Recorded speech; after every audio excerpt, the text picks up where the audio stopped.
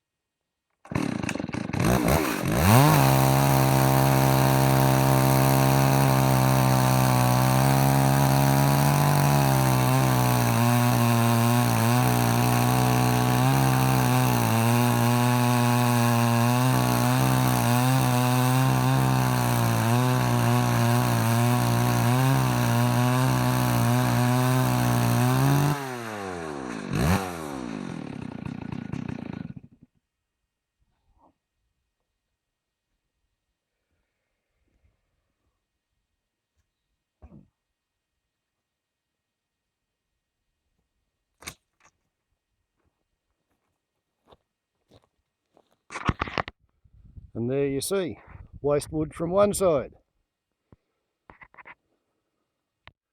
And we now have 5 out of the 6 required flat sides. So this time, using two clamps,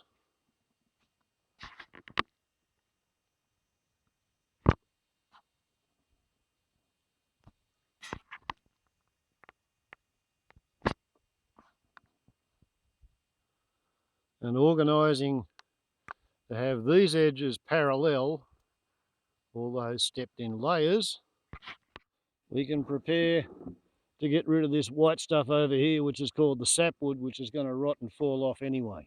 So there's no point clinging onto it. And sometimes you get the whole thing set up and screwed down and you realise that you've actually fucked up by about 2.5 degrees. And short of drilling yet another hole in this end of the boards, I think it's probably easier if I just proceed at this point and accept the fact that the first floorboards to come off it are not going to be perfect parallelograms. Such is life, Ned Kelly, such is life.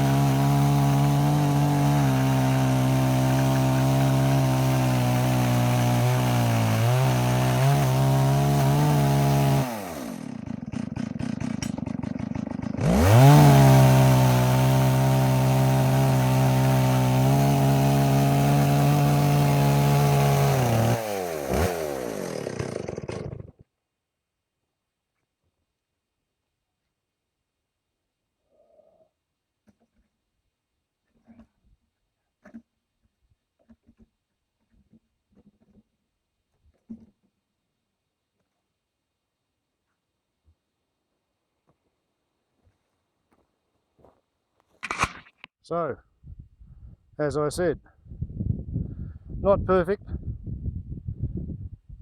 but they'll function better than what I've currently got. And these are about 4'6" long. They only have to go in a 4-foot space. So I can cut 6 inches off that end without harming the job at all. Right, so as advertised, not perfect, but I deem this to be long enough to do the job. And that's actually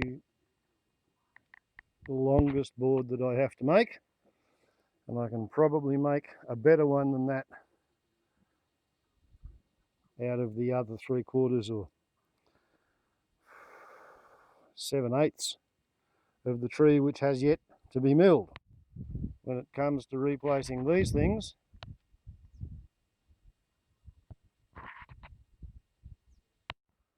it's plenty long enough.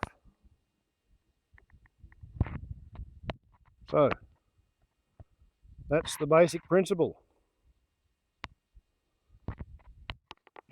Line it up,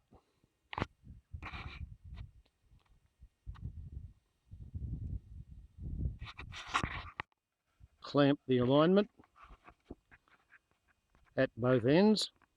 The funny thing is that if I screw this guide rail precisely one guide rail apart from where I want the edge of the chainsaw to cut, and the saw blade should cut through there, if that makes sense. That's where the scurf should come out, in theory. Pin the rail to the boards, get set up, and ideally, go.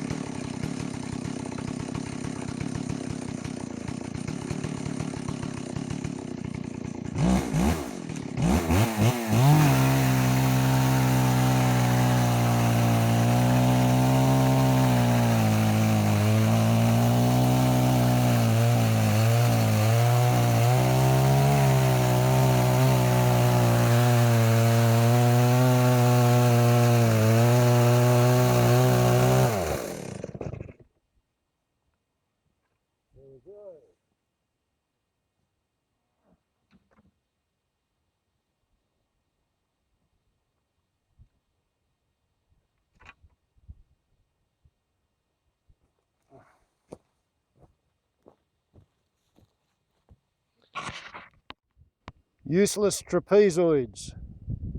Good for firewood or garden stakes, perhaps.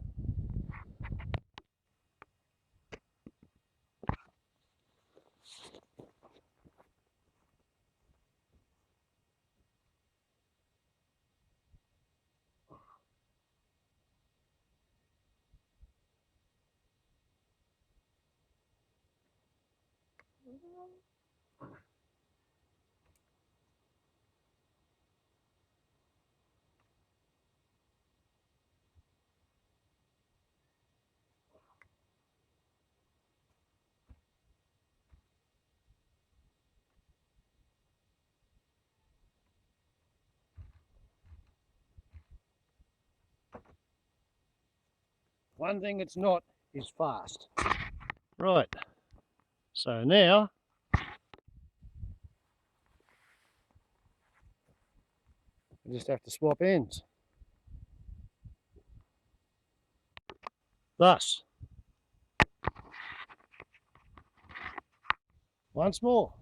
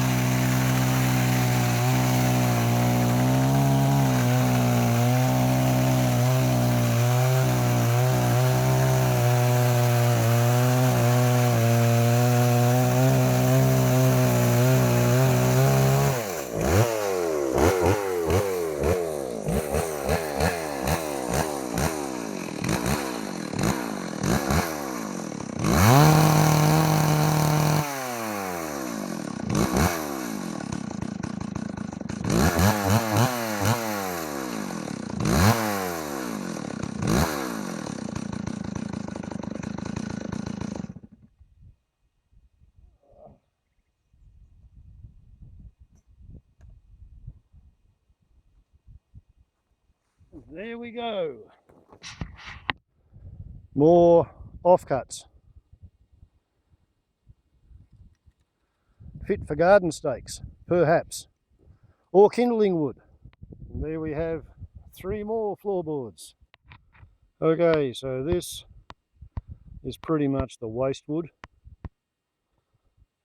from milling 1/4 of a log.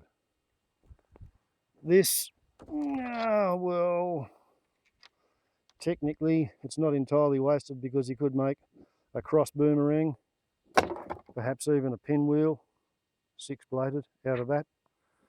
Yeah, let's say you could. So that's not quite wasted. You make an awful lot of sawdust and that all goes straight into the ground as mulch. Compost. Right where the trees grew. We get 3.5 boards that have too many holes in them and they got runouts because, you know, haven't done it for a while, being a bit optimistic. Then we get 3 boards that actually don't have any mistakes. Yeah, they got 6 anchor holes in them, but they are rectangular prisms.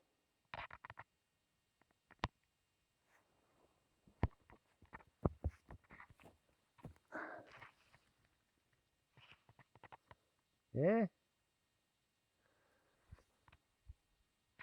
Chainsaw milled, quarter cut floorboards with the growth rings going from flat side to flat side.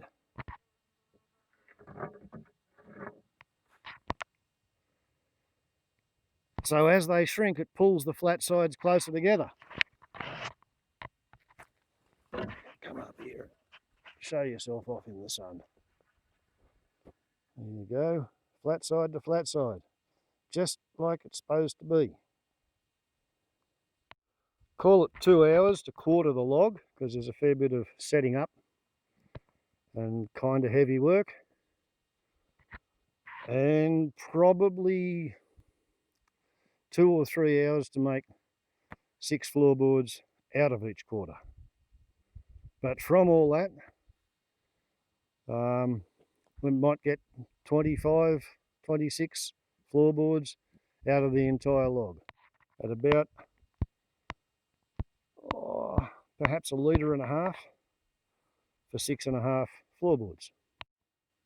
And anybody who has ever done this exercise for themselves to make the wood that they're going to use, they are never ever going to look at flat, square, rectangular prismoid timber in quite the same way as they used to before they ever took the trouble to make some of it. Who would have guessed that? Warbles on a lot to YouTube. Ciao.